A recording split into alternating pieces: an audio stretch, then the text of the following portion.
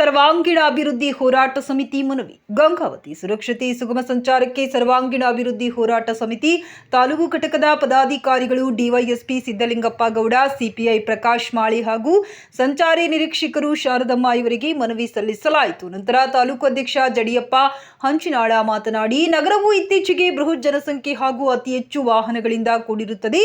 ಪ್ರತಿನಿತ್ಯ ಸಾವಿರಾರು ವಾಹನಗಳು ರಸ್ತೆಯಲ್ಲಿ ಸಂಚರಿಸುತ್ತವೆ. ಅಪಘಾತಗಳು ಕೂಡ ಜರುಗುತ್ತಲೇ ಇವೆ. ವಾಹನಗಳು ಸುಗಮ ಸಂಚಾರಕ್ಕಾಗಿ ಸೂಕ್ತ ಕ್ರಮ ವಹಿಸಬೇಕಾಗಿದೆ. ಶಾಲಾ ಪ್ರಾರಂಭ ಮತ್ತು ಶಾಲಾ ಮುಕ್ತಾಯದ ಅವಧಿಯಲ್ಲಿ ನಗರದಲ್ಲಿ ವಾಹನಗಳ ಸಂಚಾರ ದಟ್ಟವಾಗಿರುತ್ತದೆ.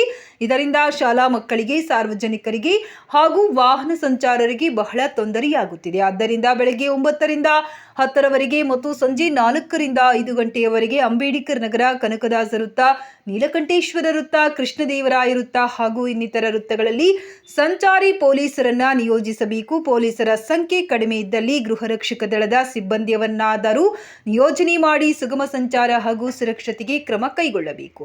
ಖಾಸಗಿ ಶಾಲಾ ಕಾಲೇಜುಗಳ ವಾಹನಗಳು ಸೇರಿದಂತೆ ಮಕ್ಕಳನ್ನ ಶಾಲೆಗೆ ಕರೆದುಕೊಂಡು ಹೋಗುವ ವಾಹನಗಳು ಸಮಯಕ್ಕೆ ಸರಿಯಾಗಿ ಶಾಲೆಗೆ ತಲುಪುವ ದೃಷ್ಟಿಯಿಂದ ಅತಿ ವೇಗವಾಗಿ ಚಲಿಸುತ್ತಿವೆ. ಆದ್ದರಿಂದ ವಾಹನಗಳಿರುವ ಎಲ್ಲ ಶಾಲಾ ಕಾಲೇಜು ಮುಖ್ಯಸ್ಥರಿಗೆ ಎಚ್ಚರಿಕೆ ನೋಟಿಸ್ ನೀಡಬೇಕು ಹಾಗೂ ಮಕ್ಕಳನ್ನ ಕರೆದುಕೊಂಡು ಹೋಗುವ ವಾಹನ ಚಾಲಕರ ಸಭೆ ಕರೆದು ಸುರಕ್ಷತೆಯ ಬಗ್ಗೆ ತಿಳುವಳಿಕೆ ನೀಡಬೇಕು.